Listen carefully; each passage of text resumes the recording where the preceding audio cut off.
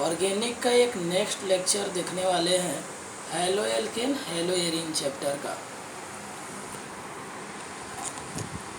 Markovnikov's addition rule. Markovnikov एक वैज्ञानिक का नाम था। वह डबल बॉन्ड या ट्रिपल बॉन्ड के लिए एक एडिशन रूल बनाया जो विदाउट मैकेनिज्म मेजर प्रोडक्ट देने का रूल है। जब HX को एल्कीन या अल्काइन के साथ ऐड किया जाता है तो इसका निगेटिव पार्ट X जो है वह उस डबल बॉन्ड के कार्बन पर जुड़ता है जहां हाइड्रोजन की संख्या कम होती है या सब्स्टिट्यूटेड ग्रुप दैट मीन्स प्रतिस्थापित समूह की संख्या अधिक होती है। एक एग्जाम्पल लेते हैं, प्रोपीन मोलिक्यूल और उसका एडिशन HCl के साथ करा रहे हैं तो जो मिडिल कार्बन होगा CH3CH डबल बॉन्ड CH2 यह प्रोपीन है।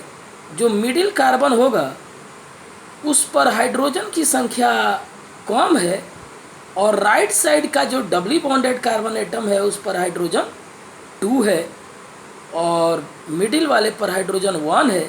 तो जहाँ हाइड्रोजन कम होगा वहाँ क्लोरीन जोड़ेंगे और जहाँ हाइड्रोजन ज़्यादा होगा उस डबली बॉन्डेड कार्बन एटम पर हाइड्रोजन जोड़ेंगे जिससे आइसोप्रोपाइल क्लोराइड बनेगा। इस रूल के आधार पर माइनर प्रोडक्ट नहीं प्राप्त होता। इसमें माइनर प्रोडक्ट का कोई स्थान नहीं है, केवल मेजर ही बनता है।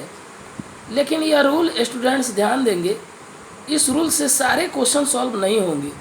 बोर्ड लायक यह रूल अगर पूछा जाए तब तो ठीक है, आप याद किए हैं इस रूल को लिख दीजिए।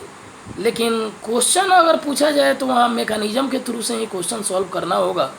बहुत सारे एक्सेप्शनल क्वेश्चन आएंगे जो इस रूल के द्वारा सॉल्व नहीं होंगे, गलत आंसर आ जाएगा।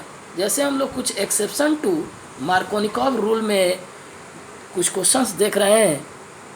ये फर्स्ट क्वेश्चन जो है इसमें CH3CH बॉन्ड CH3 फिर CH डबल बॉन्ड CH2 है और HCl का रिएक्शन कराएंगे।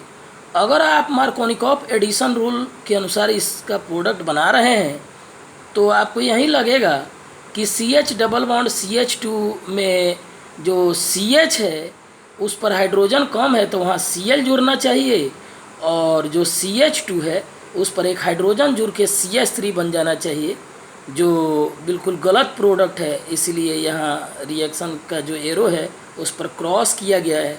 अब इसका मैकेनिज्म देखें तो सबसे पहले याद रखना है कि एल्कीन या अल्काइन जो है वह इलेक्ट्रोफिलिक एडिशन दिखाते हैं। तो इलेक्ट्रोफाइल HCl में से के आयोनाइजेशन से जो H+ बनेगा उसको एडेड करेंगे। एडेड करने पर यहाँ पर CH पर पॉजिटिव चार्ज आ जाएगा और CH2 के साथ H एसोसिएट होकर CH3 बना लेगा। यह 2 डिग्री कार्बोकैटायन होगा।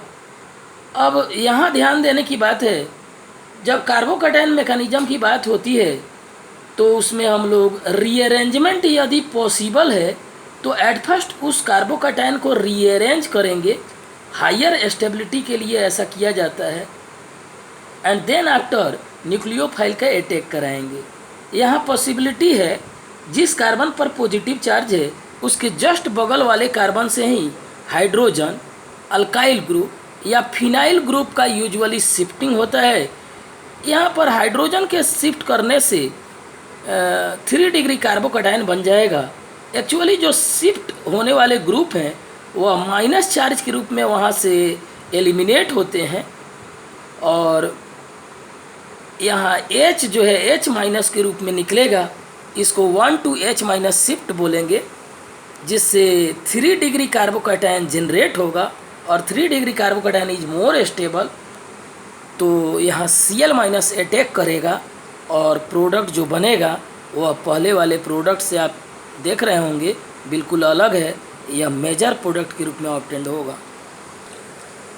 अब हम लोग एक नेक्स्ट क्वेश्चन सेकेंड नंबर देख रहे हैं।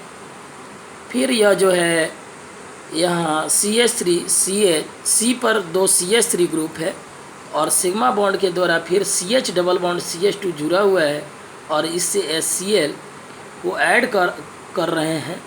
फिर मैकेनिज्म के द्वारा यहाँ पर हम लोग डबल बॉन्ड का जो पाई बॉन्ड का जो पाई इलेक्ट्रॉन्स है वह H प्लस को एसोसिएट करेगा और जिससे हम लोग को क्या बन जाएगा, tertiary butyl group CH plus और CH3 सिंगल बॉन्ड से जुड़ेगा। यह एक्चुअली 2 डिग्री कार्बोकेटायन है और 2 डिग्री कार्बोकेटायन से भी ज़्यादा स्टेबल 3 डिग्री कार्बोकेटायन होता है। तो हम लोग सोचेंगे कि क्या यहाँ रीअरेंजमेंट पॉसिबल है या नहीं। तो ये रीअरेंजमेंट हमेशा अगल बगल के कार्बन से ही होता है, काफ़ी दूर के कार्बन से कोई ग्रुप शिफ्ट नहीं कर सकता। तो यहाँ लेफ़्ट साइड वाले कार्बन जो है उस पर हाइड्रोजन अगर शिफ्ट करा दे तो स्टेबिलिटी और डिक्रीज कर जाएगी, दस यह पॉसिबल नहीं है। तो यहाँ लेफ़्ट साइड राइट वाले कार्बन से हाइड्रोजन नहीं शिफ्ट कर सकता, लेफ़्ट वाले कार्बन से एक मिथाइल ग्रुप शिफ्ट करके यहाँ CH प्लस पर एसोसिएट हो जाएगा, जिससे 3 डिग्री कार्बोकेटायन जनरेट होगा और यह मोर स्टेबल होगा। तो फिर Cl माइनस यहाँ इस पॉजिटिव चार्ज से एसोसिएट होकर मेजर प्रोडक्ट के रूप में इस स्ट्रक्चर को देगा। थर्ड क्वेश्चन देखेंगे हम लोग। यहाँ मिथाइल साइक्लोहेक्सीन मोलेक्यूल है और इसका रिएक्शन HCl के साथ कराएंगे। फिर यहाँ पाई बॉन्ड जो है उसके पाई इलेक्ट्रॉन्स H प्लस को एसोसिएट करेंगे। स्टूडेंट यहाँ ध्यान देने की बात है कि पाई बॉन्ड ब्रेक करेगा तो वह राइट साइड के कार्बन पर जाएगा रिंग के, या लेफ़्ट साइड के कार्बन पर जाएगा या राइट साइड के, दैट मीन्स ऊपर जाएगा या नीचे जाएगा।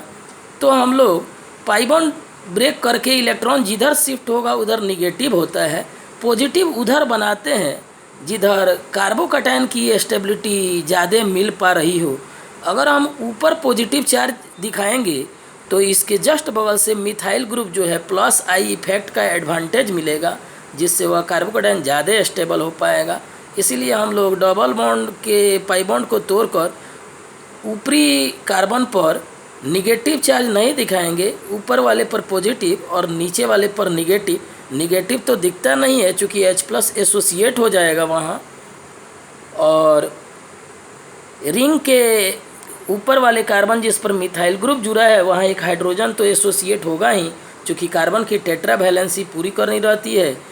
तो यहाँ 2 डिग्री कार्बोकेटायन बनेगा और हाइड्रोजन फिर 1 to H माइनस शिफ्ट होगा। यहाँ हाइड्रोजन यहाँ से H माइनस के रूप में आके पॉजिटिव चार्ज पर एसोसिएट हो जाएगा और रिंग के जिस कार्बन पर CH3 जुड़ा है वहाँ पॉजिटिव चार्ज आएगा, जिससे 3 डिग्री कार्बोकेटायन बनेगा और वह मोर स्टेबल होता है। फिर Cl माइनस उस पॉजिटिव चार्ज के साथ एसोसिएट हो जाएगा और मेजर प्रोडक्ट के रूप में यह कंपाउंड ऑब्टेंड होगा, क्लोरोमिथाइल साइक्लोहेक्सेन।